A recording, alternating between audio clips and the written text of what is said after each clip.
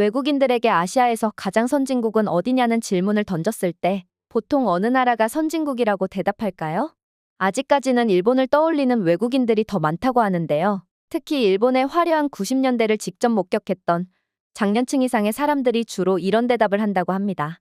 하지만 일본에 대한 기대감으로 일본을 방문 후 구경을 마치고 옆 나라 한국에 방문했다가 많은 생각에 빠진다고 하는 외국인들이 많습니다. 오직 일본만이 유일하게 유럽 수준에 도달했다고 생각했다가 한국을 경험해보고 나서는 유럽에도 없는 무엇이 있다는 느낌을 받는다고 합니다. 지금 유럽의 부모 세대들이 자녀들의 교육을 위해 일본에 보내는 경우도 있는데요. 그들에게 한국은 애초에 고려 대상이 아닌가 봅니다. 하지만 요즘 젊은 유럽인들은 자신들의 부모처럼 생각하지 않는다고 하는데요.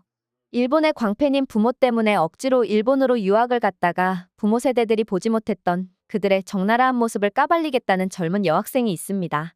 그녀의 사연 만나보시죠. 저는 일본의 후쿠오카에서 유학하고 있는 이탈리아 여학생 아나입니다. 제 이름에는 특별한 이유가 있습니다. 부모님이 신혼여행으로 일본에 가셨고 거기서 제가 임신이 되었다며 특별한 의미를 담은 이름을 지어주기를 희망하셨고 일본 느낌이 물씬 나는 여자아이 이름으로 아나라고 지어주셨죠. 사실 흔한 이름은 아니지만 그렇다고 이상하지 않은 이름입니다. 종종 일본 여자 이름 같다는 이야기도 듣고는 하죠. 혹시 부모님이 신혼여행을 일본으로 다녀오셨냐고 눈치챘던 학교 선생님 한 분도 계셨고요. 깜짝 놀랐던 기억이 있네요. 그 정도로 저희 부모님은 일본에 대한 애착이 정말 높으신 분들이죠. 결혼 10주년 때도 일본에 다녀오셨고 결혼 20주년 때는 저를 일본의 대학으로 유학 보내셨죠.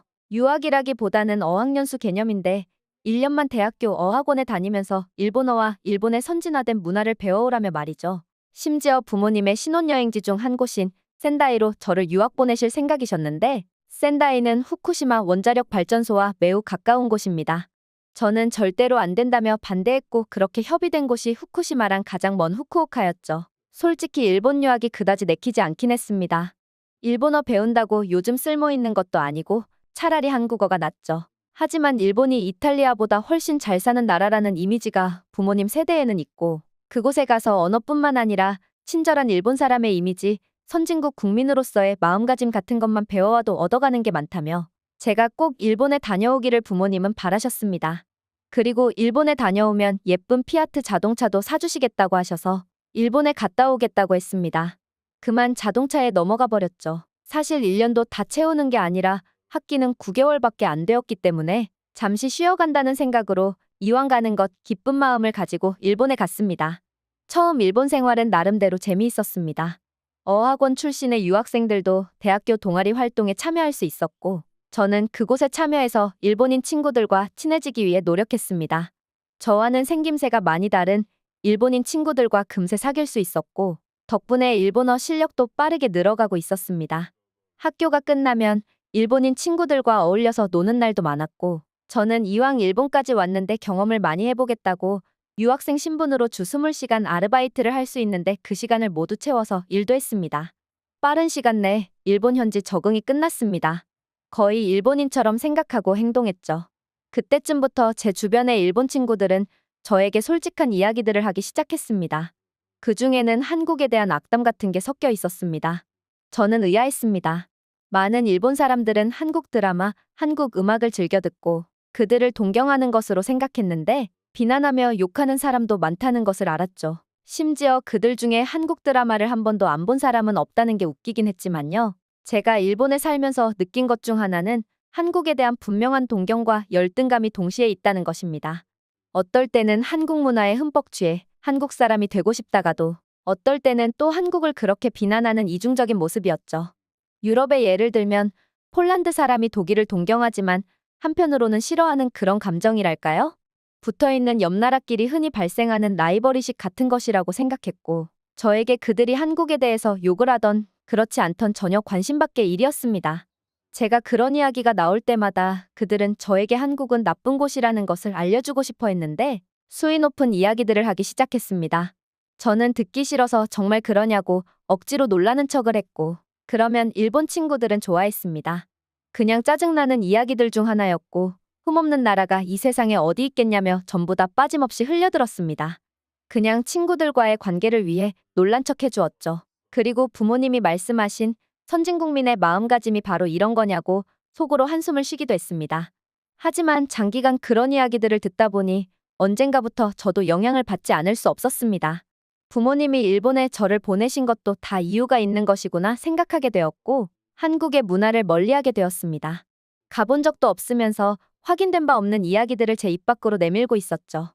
심지어 이케아에 친구들끼리 구경을 갔다가 전시된 침대에 누워서 눈을 감고 있는 여자를 보면서 그게 일본 사람인지 중국 사람인지 한국 사람인지도 모르면서, 게다가 그 사람이 침대를 사기 위해 거기에 누워서 잠시 졸았을 수도 있는 것인데 이것 봐 한국 사람들은 저렇게 어딜 가나 민폐라니까 라는 말을 제 입 밖으로 하고 있었습니다.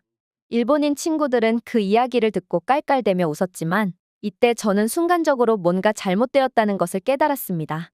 내가 왜 이런 말을 하고 있지? 라는 생각에 제 스스로 놀랐죠. 그리고 저는 친구들에게 저 사람 한국 사람 맞는지 확인해보자라고 말하며 옆에서 잠시 그 사람이 일어날 때까지 기다렸습니다. 아니나 다를까 조금 뒤 눈을 뜨며 침대에 앉더니 생각보다 안 푹신하네라며 일본어로 주변에 있던 일행에게 말을 하더군요. 일본인이 침대 구매 계획을 가지고 침대를 체험해보고 있던 그 장면을 보고 근거 없이 한국 사람이라며 놀렸던 제 자신이 너무나 부끄러웠습니다. 이탈리아에서는 흔히 몰상식한 사람을 보고 남부 출신이냐며 비꼬는 말투랑 제가 한국인이네라며 비꼬는 말투랑 다를 게 없었죠. 일본에서 좋은 것을 배우다가 이탈리아로 돌아가도 모자랄 판에 이상한 사상에 물들여버린 제 모습을 반성했습니다.